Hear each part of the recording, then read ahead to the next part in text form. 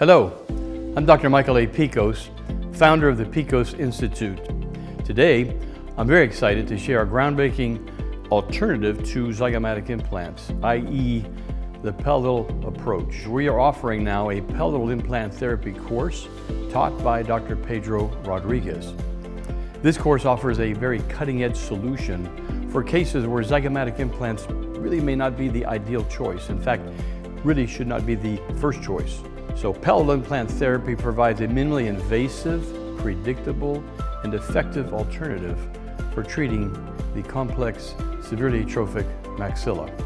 I view this as a complementary, if you will, protocol that allows us the opportunity and affords us the opportunity to really give our patients treatment that is minimally invasive and therefore not having the morbidity that potentially we can have with zygomatic implants. So once again, this approach is not just innovative, it's truly a game changer for clinicians looking to expand their treatment capabilities beyond zygomatic implants. Join me at the Pikos Institute and discover how palatal implant therapy can redefine your approach to challenging maxillary severely atrophic cases.